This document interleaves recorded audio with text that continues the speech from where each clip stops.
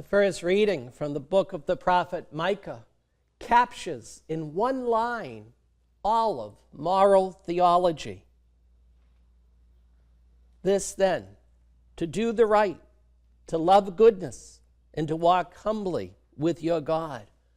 For many years in moral theology, to do the right got so caught up with canon law, in legalism, and confessional material that moral theology forgot that it was how ought a disciple to be living, how ought a believer conduct themselves in the world. If someone is in love with God, how should they be living and not get caught up with legalisms? And there was the great patron saint of moral theology, St. Alphonse Liguori, who brought back the tradition of moral theology to get back to the understanding of grace, that the law of grace supersedes the law of commandments. So to do right, what does that mean? Well, to walk in that understanding that one is a disciple, that one is in love with the Lord, that one wants to witness God in the world by words, by actions, by saying occasionally, I'll remember your situation at my Mass. I'll keep you in my prayers. I'll say a rosary for you. That is to do the right. To love goodness, to be in awe of God's beauty. To love goodness means to say occasionally, hey God, I know that was from you. That sunrise, that sunset, that ocean. To be in awe of nature, to be in awe of beautiful things, music, to be in awe of maybe a great show, to be in awe and to be grateful for that. To love goodness means that we are grateful for the gifts and the blessings we have received. To love goodness means to compliment other people when you see them doing something great.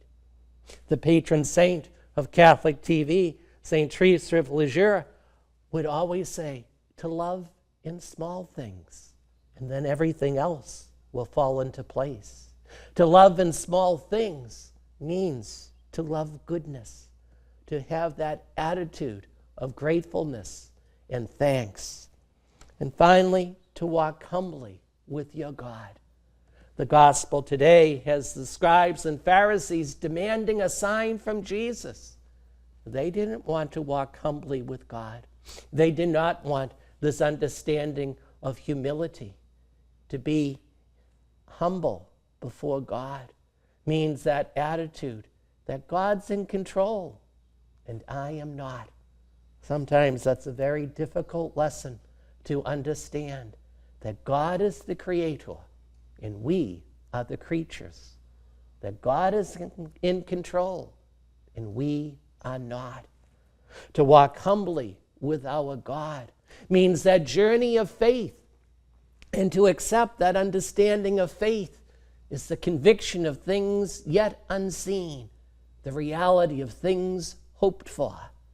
To walk humbly with God in faith means that we don't have all the answers, but we do believe. To walk humbly with our God recognizes that God's in control and I am not. One of my great mentors way back when in the seminary, when we used to pepper him with all sorts of questions, what about this, what about this? And he would finally tell us, all the seminarians, gentlemen, some questions will be answered the third day after Christ's second coming. That's walking humbly with God. To know that God is in control and we are not. And sometimes to walk humbly with God means that we just say, I'll pray for you. I'll remember you in my prayers. As the great Saint Pope John the 23rd used to say for his nighttime Compline prayer, God, I've tried to be a humble servant. God, I've tried to do your will, but now I'm going to sleep because it's your world, God.